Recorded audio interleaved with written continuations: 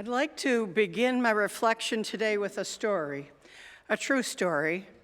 It'll help us with our Mother's Day theme, I hope. Once upon a time, about 60 years ago, an 11-year-old girl lay on a hillside at dusk, snuggled deeply into a thin, borrowed sleeping bag that was offering little cushion against the ground. It was mid-August, and night was falling, and beside her and all around her lay a dozen other girls, some chatting and giggling and some already deep into sleep. But this little girl, however, wide awake, silent, not speaking. Inside her head, the sound of blood courses through her body, and in another layer, one that echoed her own internal universe, she hears the rushing of planets and stars that whirl over her head. But that sound is deeper. It resonates both against her and within her and comes from below her at the same time. This is new. Through her, right to the ground below her, deeper and deeper to the core of the earth and back up through her again and up towards the heavens. The sound resonates. Her eyes grow bleary with the sense of awe for what she's witnessing above her in the night sky, for what she feels in her body. Small, tiny, infinitesimal, insignificant. She's invisible, transparent, as if she's disappearing into the vastness, melding into both earth and sky, and energy waves charged like currents move through her. There's no separation between her and the earth below and the sky above. Tears fall from her eyes and land on her pillow, forming soft pools beside her head, but she's grinning. Never before in her life has she seen or felt anything like this. She's just watching, feeling, being. She's awake as the stars move and change place, and the crickets and night insects and frogs from a nearby pond become still. She hears faint snores and nighttime mumbles from the other campers, but she is not sleepy. She doesn't want to miss a thing, and she doesn't. Stars shoot, leaving trails of spectacular color. One after the other, they take turns, they form and arrange themselves into shapes and then seem to trade places, shape-shifting away towards distant galaxies. The cooling summer air lifts faint trails of misty cloud overhead, shrouding the stars in wisps of surreal, flowing summer night apparel. The dampness of night feels like weight against her body, but it's not heavy, rather lived evidence of life itself. All night she lays in awe, in wonder. How can the others sleep? Miss this? What words does she know to describe her experience? Who can she tell about this? Morning comes with a soft brightening of sky in the east. A few birds stir. The dawn chorus calls to mates and young ones. A dog barks in the distance, and the faint scent of an old fire comes to her over the meadow from the wooded campground. The sun now crests in the horizon and paints pink and magenta halos across the sky, and the last of the visible stars turn and blink their final signal to her from the yellowing canopy. The girl who last eve hiked this hill and sang camp songs with the others after supper and ate sticky s'mores is not the one who now lies wide awake in the early dawn. She now knows something more precious than any stone jewel. She knows who she is within the vast universe of which she is a part.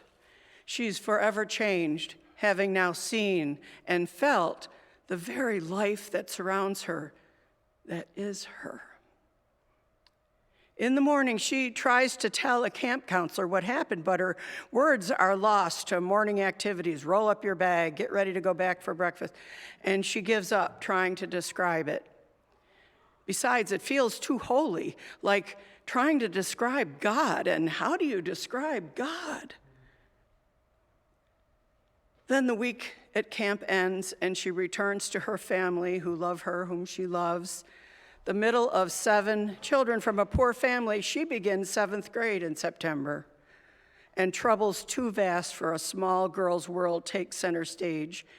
In November, the president is killed, and their favorite teacher, Sister Nona, is the one to tell her students this terrible news. Sister cries openly in the front of the room, standing beneath the Sacred Heart of Jesus. The girl's mother, sick with cancer, is getting sicker.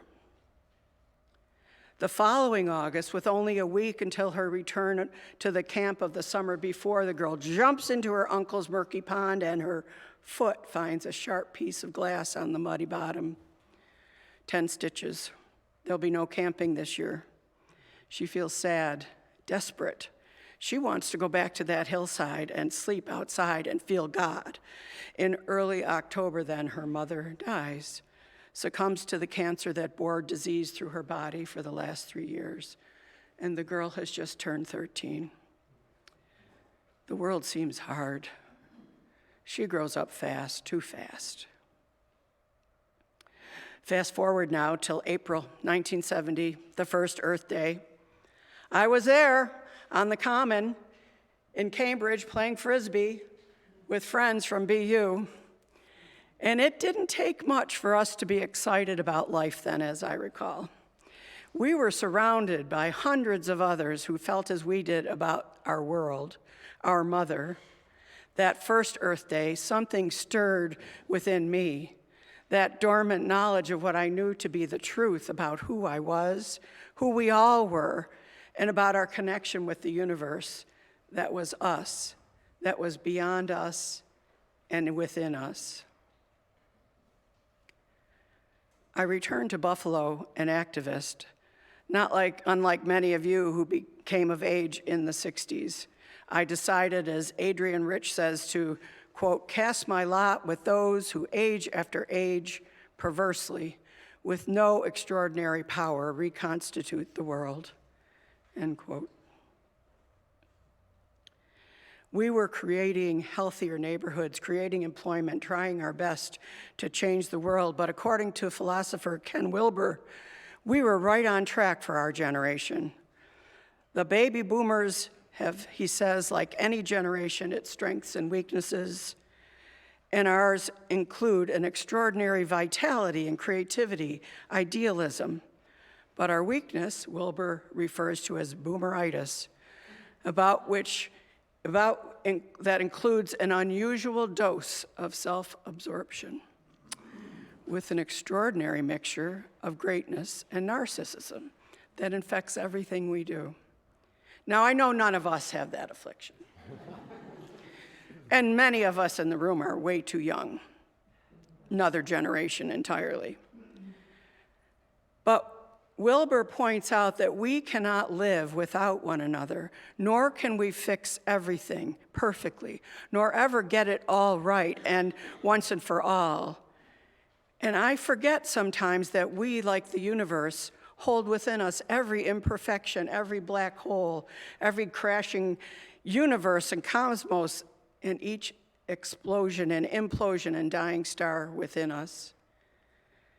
It is when I think that there must just be one way that I cannot see or get to, or a way for us to be or believe or act or become or whatever, that there's only one way, my boomeritis, for us to be successful.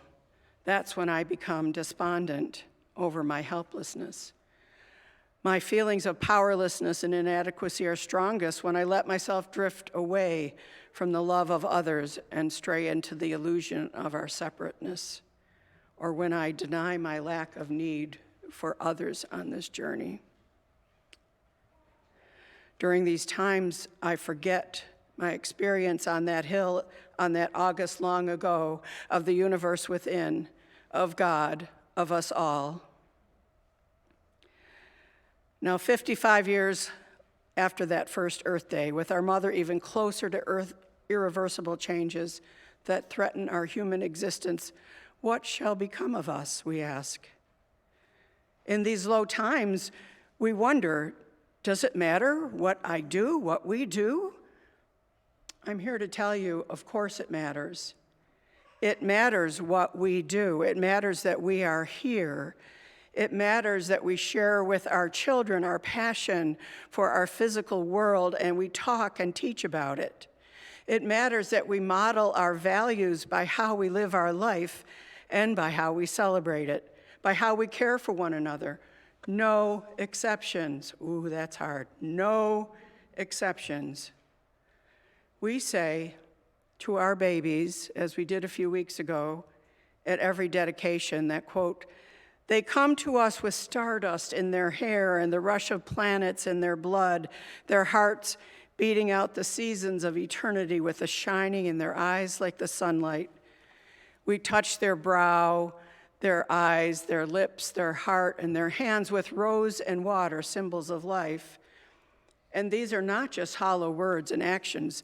They reflect the truth, the wholeness of who we each are in our very essence. And this matters. We must struggle against what Einstein called the optical delusion. He warned us against this, that creates a type of prison that works instead. We must widen our circle of compassion to embrace all. We may never know the impact of our actions upon this earth. We may not live long enough to witness the repercussions our actions may bring to bear, or know how we will be remembered, if at all. But we can be reminded that in the release of attachment to outcome, that, quote, the true mystery yields itself. The face of spirit secretly smiles. The sun rises in your very own heart, and the earth becomes your very own body. That galaxies rush through your veins, while the stars light up the neurons of your night. Beloveds, take the time today to celebrate with our dear mother, to whom we each belong. I pray for each of you, for all of us. May we know Earth, may we know our mother of old as our friend. As we were bred of stars and dust, may we know her fate as ours. And remember, somewhere on this planet, perhaps at this very